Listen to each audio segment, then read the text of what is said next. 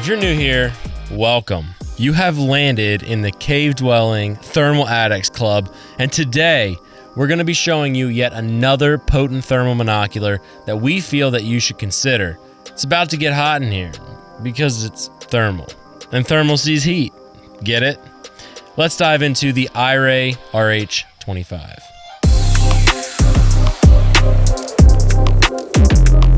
If you haven't figured it out by now, our team is pretty obsessed with thermal. Thermal is the king of the night when it comes to navigation, identification, pursuit, and evasion. Nothing else compares to a high-end thermal monocular. We got absurdly excited when we first got our hands on the MH25, and if you watch any of our content on the TA Targets page, you know we love the MH25. The RH25 straight up blew our minds. It's an incredible unit packed with features that will work for anybody in nearly any situation. It's also one of the only units on the market that works as a handheld, helmet-mounted thermal, clip-on forward mount thermal, and a dedicated standalone thermal optic with its own internal reticle. It was for these reasons that we immediately grabbed 4 of these units for experimentation as soon as they were available. Our expectation of this unit was set high, and it delivers. If you're a thermal nerd like us, sit down, grab a snack, and let us show you the light. Starting off, I wanted to cover some of the advertised specs of this unit. Now, keep in mind with any of our gear videos, specifications, pricing, and availability are always subject to change.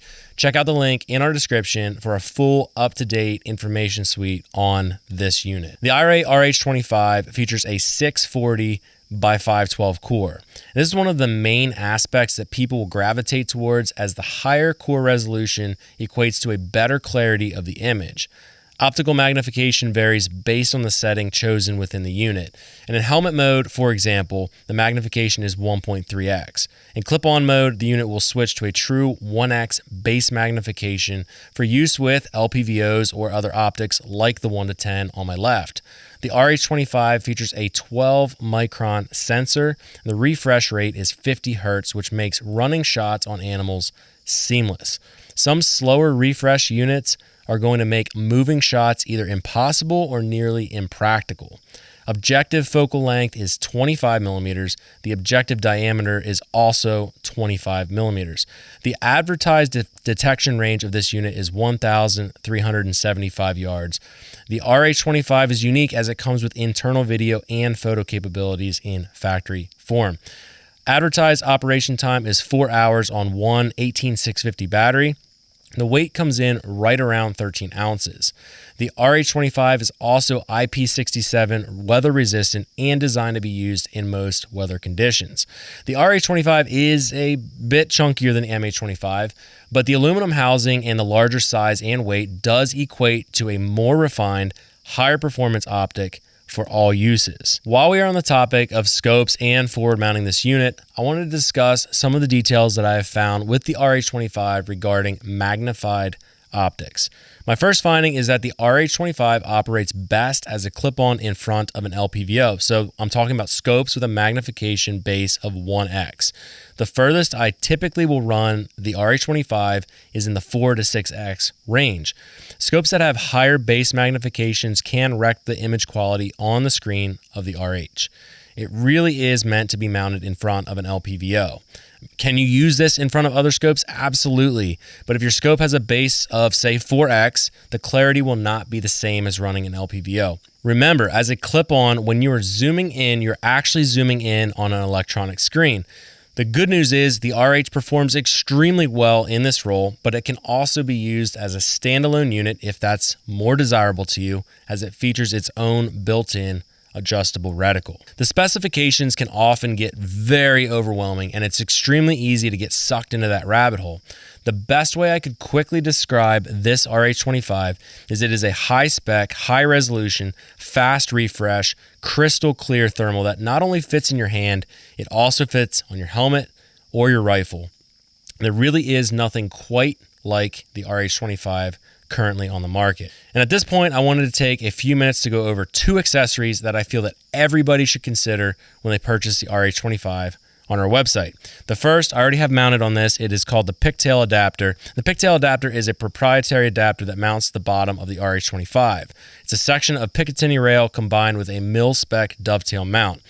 If you're somewhat decent at math, you've already calculated that this is what makes it possible to be weapon or helmet mounted when you're using the RH25. And good for you, you know how to deduce. The second accessory is called the MQD.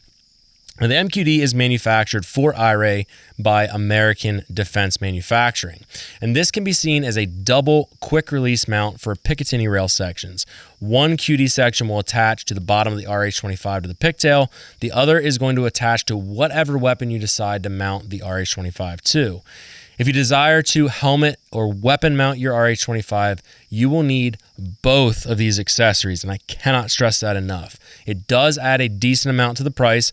However, these components are required to utilize all of the RH25's capabilities. Installation of the pigtail adapter is extremely simple, and I figured that it would be worthwhile for me to mention that you have to make sure that the dovetail section is pointed in the correct way to mount on your helmet. You're simply installing some Allen screws, and you now have the capability to either helmet mount or weapon mount your unit. The dovetail should be the closest to your eyepiece of the unit because that is what is sliding into the mount that you're going to be running on your night vision helmet. If this is going to be a permanent accessory, you might want to consider a little bit of blue Loctite on the Allen screws, although I didn't do that on this unit and I have had no issues so far. One thing to note, the orientation of this pigtail adapter does matter. After the pigtail adapter is installed, you would simply clamp that MQD mount to the bottom of the unit, and this mount can be either set up in a direction where you have more of a forward cant of the optic or more rearward mounting of the optic. And it's really just advantageous to check out your build and figure out which is going to be better for you. So for example, if I take the MQD mount here and I loosen up both of these clamps, I will show you that either you could mount it in this orientation, so you can kind of see that the optic is very square in the mount, or if it's advantageous, you could have it a bit more forward mounted depending on your optic setup or the rail that you might have. If you've got a lot of accessories on the front, you've got pressure switches and things like that, it might make more sense to keep the unit a little bit more compact on the mount. Cool thing is with the pigtail adapter and the MQD, you've got both of those different options. Using the MQD coupled with the pigtail adapter takes advantage of the RH25's full capabilities. In this configuration, the unit can be used as a clip-on in front of any LPVO scope or used on its own as a standalone weapon-mounted thermal. These accessories and the RH25 itself create one of the most potent, versatile, handheld, weapon-mounted, helmet-mounted, and clip-on units on the market. One of the first things that I wanted to do for everybody on camera is something that we've done in the past, and we've compared night vision to thermal quite a few times, especially on Instagram. If you guys remember December Dark, we covered this in depth, and there's a very specific reason. Both night vision and thermal have a very specific and purposeful role when we're out in the darkness, but they do differ as far as detection. And the reason we want to run things like the RH25 is because the thermal just gives us a huge edge on detection. So today we also have some special guests out here with us. We've got Brent and Leo, and they're gonna help us illustrate something. So welcome to science class, everybody. We're gonna get right into it. So Brent has my PD Pros on. These are Furtanis PD Pros. They're a pretty high spec unit. There's very little ambient light tonight, some starlight, but the moon is not out yet. So Brent, why don't you, you're gonna rotate them in position, but just look down at the ground for now, don't look in the field. So what we did is we actually had Ethan take his shirt off because he wore black tonight. So he's shirtless out in the field somewhere. We're just gonna watch Brent, and Brent's just gonna communicate with us and see if he can figure out with certainty where Ethan is at. Now Leo has the RH25. We're gonna see how long it takes Brent to find him, and then afterwards we're gonna see how quickly Leo can pick up with the RH. So Brent, why don't you just look out in the field and go ahead and see if you can find where Ethan is at. And Ethan, don't move at all yet. And do not say you think you know where he is unless you are certain you know where he's at. And if you're certain where he's at, then just tell him to stand up. While you're looking, like, what do you see? You know, I just see I see all the plants, I see the corn, I see the woods, I see all the lightning bugs lighting up. So you feel like you have pretty good perception of what's going on. I can see most things, but I can't seem to pick them out. I don't know where. All right, Ethan, just turn your head left to right one time.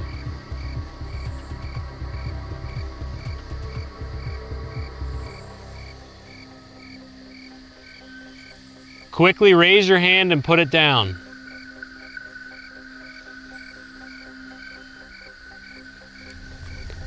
Yeah, I didn't see it yet.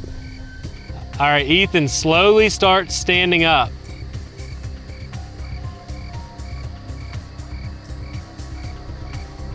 Oh, I see him now. Okay, so, and you've used thermal in the past. You've gone hunting with Ethan. Yep. So Brent's used thermal, he's played with night vision and stuff. At this point, would you say thermal would have had an edge? Oh yeah. I'm sure I would have found him before this. All right, so just stay right there for a second and you can flip those units up to the side. Leo has the RH25. I have it recording inside of the unit. So now, Leo, bring it up to your eye. Ethan, stay crouched now at this point, just like you were. Now Leo, at this point, raise the unit and let's see how long it takes him to find him.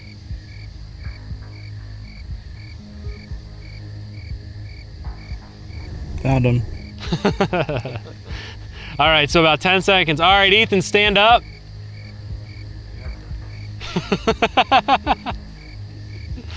So you guys can see right there, that's a quick illustration. And now at this point, you're seeing through the unit what Leo's seeing, because the cool thing about the RH25 is it can record on board. But that just shows you really quick how fast thermal can pick something up. And also, when we're talking about night vision, it's very easy to blend in. I mean, Ethan has no shirt on and he's just blending in out there in the corn. Now he did have a black t-shirt on and it stood out like a sore thumb. So knowing your colors is important, but that's a quick illustration. So I'll take the helmet back from you, Brent, and I'll take the RH back from you, Leo. And I appreciate you guys helping us make that illustration, and I hope that that was helpful for you guys as well. So now we're gonna go over here and talk about a couple of the different ways that we like to run the RH25. And the cool thing about the RH is it is extremely functional. You don't just have to use it as a handheld unit, in other words. I'm gonna get myself in position here, and we're gonna compare a couple different methods of how we would use the RH. And it's actually very similar to the MH25. And if you guys have followed us for any amount of time, you know about the MH25 as well. So before I dive into that, these are the PD Pros. This is my favorite set of binocular night vision. And even though this unit is very potent, it's an aluminum body, very high spec tubes, there are downsides to running just night vision alone. So when we look at the RH25, it's pretty obvious that you can use this as a handheld unit. You guys know that. You can throw it in your hand and rock it just like that if you want to. And it is small enough that I feel comfortable throwing this in a pocket if I need to, or you can have it in your jacket. You could have it in a lanyard if you want. It is quite a bit heavier than the MH25, but it's still small enough to be very compact and easily carried. But on the bottom here, what you'll see is we have the pigtail adapter. And the pigtail adapter has a little Picatinny section, but it also has a dovetail. And what this dovetail is going to allow you to do is it does interface with mil-spec mounts. So it'll clip right into place just like it should on a mil-spec mount. Now, the caveat to that is you do need to run some sort of a bridge setup in order to let that work properly. And I do right here have Ethan's MH25, and I'm gonna pop that apart. So this is the MH25 on this side with a PVS 14 on this side. And the bridge that's holding these two units together is the Mod Armory bridge. And when it comes to mounting these units and using these units, the Mod Armory bridge is our favorite. So as you can see here, this mounts in there just like that. It's very easy to get this thing set up. And now you could clip this into any mil-spec dovetail, just like the one that Ethan has here. I believe that's either a low stow or a G24. It looks like a low stow, Neurotis low stow mount. So if the mil-spec mount dovetail. You can rock it like this. Now, some of the questions that people often have are whether or not they overlay. And the reality is, when we're rocking thermal like this and we're mixing it up with night vision, whether that is the MH25 or the RH25, the objective isn't necessarily to overlay the image perfectly so you can see both at the exact same time. What you're doing is you're getting a benefit of having night vision, so you could walk around, navigate, you could shoot with lasers, shoot with your red dot, but then you have the immediate identification of the thermal, and that is what you're gaining. And that doesn't mean that every single person's eye distance and face shape and all of the other things, your head size, you're not always going to be able to say that every single person can overlay thermal and night vision. For me personally, when I'm running the MH25 in this configuration with the offset dovetail shoe from Mod Armory, and I'm rocking the Mod Armory bridge with the PVS-14, I actually can run them simultaneously, and my brain does overlay the two images. It is a little bit wonky, it can give you headaches, but it does work for me. And not everybody's going to be like that. So when we're talking about helmet mounting, the clear advantage that we have is wherever your head goes, you're seeing with night vision and thermal. Now the reality is you could dual mount MH25s if you wanted to. If you knew that you were not shooting with a laser or needing to use any kind of infrared light, you could rock dual thermal. Personally, for Ethan and myself, we tend to run a thermal unit on our left eye, a PVS-14 on our right eye. Often we will have a weapon mounted thermal on our gun. So we're transitioning quickly between multiple different platforms. And the RH25 allows you to do that and even more. Now, before I move on to how you could mount the RH25 onto a weapon platform, I wanted to quickly compare the MH25 to the RH25. Before I do that, keep in mind we do have plenty of videos on our YouTube channel and our Instagram covering the MH25. So this is not going to be an in-depth analysis, but I do want to bring up a couple points that I think are important for all of you to consider. One of the things that you'll notice on Ethan's helmet setup is he's got this big battery pack on this side, and that is because the MH25's battery life is absolutely horrible if you're trying to run an onboard CR123. No joke, in the winter when I'm out hunting, I get about 20 minutes of runtime out of an MH25, and that's unacceptable because you'd have to be changing a battery pretty much every time between your sets. Now, the cool thing is it is designed to run most standard battery packs. Again, our website and previous videos go in depth with that. When we're looking at the size, they are very comparable. I would say that the RH25 is a bit chunkier than the MH25. It absolutely has a bit more weight, no doubt due to the metal housing that is now on the RH25 and the fact that it's rocking a bigger battery and it's got different glass and all of that other stuff. Another thing about the MH25, which is kind of a con, is the fact that we run PVS-14 eyepieces whenever we are using a bridged MH25. It is really necessary for you guys to be running that PVS-14 eyepiece. It's an added cost. It's another thing you have to buy, and it doesn't really work that great bridged with a 14 unless you have that eyepiece. You do not need to do that with the RH25 out of the box. It's ready to rock and roll. Aside from that, RH25 has onboard recording, MH25 does not. Now, either one of these units I would rock on a helmet, no problems, zero issues. I wouldn't have any, and none of the cons would make me not want to run them. There's just differences between the two. I was pleasantly surprised when we unboxed the RH25. It feels stout. I feel like you could use this thing. It just feels like it's ready to take a beating.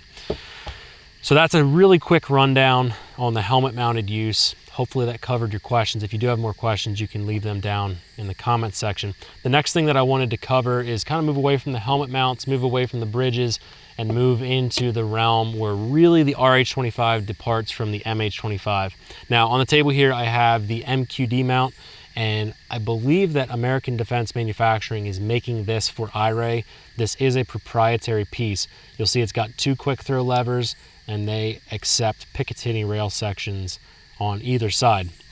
And what happens is that pigtail that I was talking about, you would align the unit inside of there, and you can put it either way. Notice how that MQD mount will either go this direction if you want some sort of an offset, or it can be kind of more what I'll call a flush mount like that. It really depends on your rail space and what you have available to use. But you simply clamp it down there, and now you're fixed into that position. And then you would take your rifle, whatever gun you want to use, and you would end up simply clipping that onto the rail. And I'll show you guys that in the light here. Flip this bipod down so it helps a little bit. So now, as you guys can see, I took a handheld and I took a helmet mounted unit and I just slapped it on a rifle. There's a couple considerations that I think are important to understand when we're talking about the RH25, and that is it really is only suitable to mount in front of an LPVO. You really need an optic that goes down to that 1x magnification, and it really is suitable up to probably the 4 to 6x magnification range.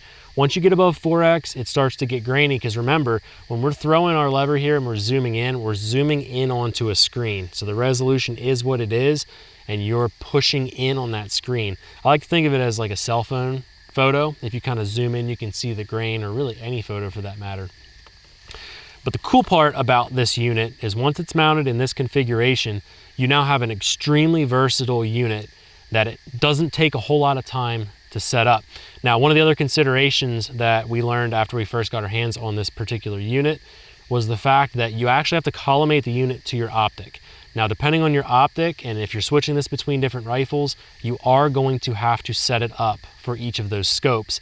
And I would venture to say, anytime you take the MQD mount off or you take it apart from the unit, I would recommend doing this as well. The cool thing is it only takes about 2 to 3 minutes. It's done exactly the same way that you would use, or the steps I should say, that you would take in order to zero this as a standalone thermal. And you heard me correct, this can be run also as a standalone unit. But those steps, we recorded them. We'll play some of the B-roll over top of here. You simply adjust the reticle to your scope's reticle. So you're matching those two reticles together. I did it tonight and I shot the gun just to confirm once again that that does work exactly as they advertised, and it does do exactly what they said. And the other thing that you can do with this particular unit is you can use it as a standalone thermal. So I think by now you guys are getting the idea that this is an extremely, extremely potent unit, and it is capable of doing stuff that I would say most thermal monoculars will not do. When you are running it as a standalone unit, it does have multiple different reticles. You can set multiple different zeros based on your different gun or scope setups. So this is very capable. And inside of the instructions, it does walk you through all of that. Now, I do plan at some point, if there's a lot of feedback from people in the comments section, that we would eventually do a full video covering how to zero this. But personally, after reading the instructions in depth over the last couple weeks and tonight refreshing myself on those instruction manuals, I feel like they do a good enough job that you'll be set, you'll be good to go. It's very easy to understand. So guys, this unit, like I said, it is a handheld unit. It is a helmet mounted unit. It's light enough to throw in a pocket, light enough to wear as a lanyard. You can use it as a forward mounted clip-on unit if you want to, or if you have a rifle where you want a dedicated thermal, you can also mount it as a dedicated thermal. Now, before we go back and we wrap this video up, I do want to touch on one last thing. There are some cons when we look at this unit as a standalone weapons mounted thermal. Eventually I will make a video on this and we'll dive in depth. The biggest thing that I would say is there are advantages to different base magnifications in a thermal unit that's weapon mounted and dedicated to a weapon. And this does have, I believe, a 1.3x magnification when you're using it on a standalone unit. You do actually go into a helmet mode that allows you to go to true 1x, so that when you have it on your helmet, it goes down to 1x magnification.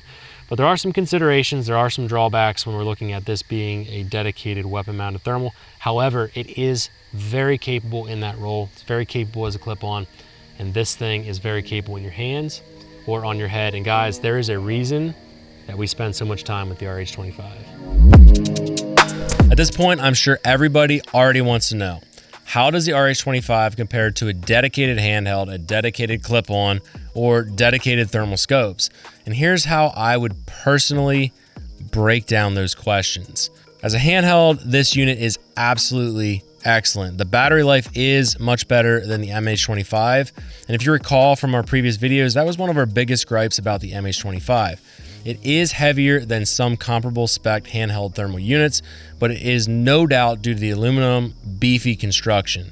As a helmet mounted unit, it performs well. It is bulkier than the MH25, and you do notice that weight a little bit sooner, but what you get is potentially better durability, better battery life, and a better image quality. There are some quirks about helmet mounting the RH25, but we will dive into that at another time. As a clip-on thermal, the RH25 performs at what I would say probably an 8 out of 10. It's fantastic to be able to turn any daytime optic into a thermal optic. It's great to have the precision scope in the daytime and nighttime with the adjustability behind the unit, but some weapon-mounted dedicated thermal binoculars will have an advantage in clarity compared to the RH in front of glass. This is just the nature of running a thermal in front of an optic. As a standalone thermal binocular, the RH25 is also extremely capable. It has the features that you will need in a very tiny compact package. I love how small the unit is and how much rail space it leaves for other accessories and tools. One of the downsides of running a unit like this in front of glass though, versus a dedicated thermal, is the fact that you are going to have some extra bulk and extra weight to consider on your rifle versus just throwing a regular dedicated thermal optic on your rifle. I stated that there are some quirks with helmet mounting this unit, and the best that we have found in order to mount this properly to your helmet is the Mod Armory bridge, and we do stock those on our website as well. It offers a great amount of adjustability for the unit, and most people can run it coupled with a PVS-14. Now I say most people because it truly does depend on the spacing of your eyes and how easily your brain can couple thermal and night vision images. Even if you can't run them simultaneously, it is fantastic using a PVS-14 to navigate and an RH25 to find what you're looking for. The two combined are a powerhouse. One of the last things I wanted to go over for you guys was just a quick side-by-side comparison of the MH25 and the RH25. Now, I'm going to be honest with you and just let you know that this video is not about diving deep into the comparison of all the specs between the two units and all the nitty-gritty. If you want to see a video like that in the future, I would definitely say leave a comment and let us know. And I do plan to do a side-by-side in-depth comparison because there are some considerations for both the MH25 and the RH25. There's some components, some different ways that we mount them, some accessories that are very different, and I think that it's worth noting and diving deep into. Now, I will say that we do have a full MH25 video that's already live. We'll put a link in the description. You guys can always check that out if that's of interest to you, and we do dive deep into that MH25. But I just want to let you know in the future, I do plan on doing a full video. Now, although the MH25 itself is lighter and a bit more compact, once you add the PVS-14 eyepiece, you're really talking about a unit that is in a very similar size and weight range to the RH25. The RH25 still is a bit bulkier, but they are comparable. Now, the RH25 does have features that the MH25 does not, and ultimately, one of these might be better for you than the other one. Only you are going to be able to tell that, and it's going to depend on your end use and your budget. That's going to be a big topic for you, and if you get on our website and check them out, you will realize that the RH25 is quite a bit more expensive than the MH25, especially as we start talking about the accessories like the pigtail and the MQD. However, the RH25 is packed with some special features that the MH25 does not have, like the internal recording of videos and photos, and the fact that it can be weapon mounted in front of an LPVO or as a standalone unit, which the MH25 cannot. So again, guys, if you want to see a full video about the two side by side, let us know in the comments section. We can jump on and do an in-depth dive at that point. So wrapping up this video, I hope you found it helpful. I hope that we dove into some of the specs. I know that we didn't go super deep into all of the nitty-gritty of the specifications. We kind of just breezed through it, but I wanted to get you guys well acquainted with the RH25 because ultimately our objective is not to push you to one unit or another. The cool thing about the RH25 is we have seen that these are very readily available. We are able to get them easily, and we often have inventory on hand, shipping them out extremely quickly. So if it does check off all the boxes for you and it's something that looks like the right fit for you, hit us up on our website. If you have questions about it, you can talk to the customer service team. We'll get you squared away, answer your questions, and make sure that this is a good unit for you because, quite frankly, it might not be the right unit for you depending on your end use. And if it's not, we're going to point you in the right direction and make sure that you have the proper unit for your end goals. So guys, thank you for tuning into this video. We hope you found it helpful. Like, subscribe, comment, and if you've got friends that are into predator hunting or nighttime shenanigans of any flavor, definitely send our videos and our channel to them. We think that there's a lot of content that they might find useful. So guys, until next time, stay well. We will see you in the next video.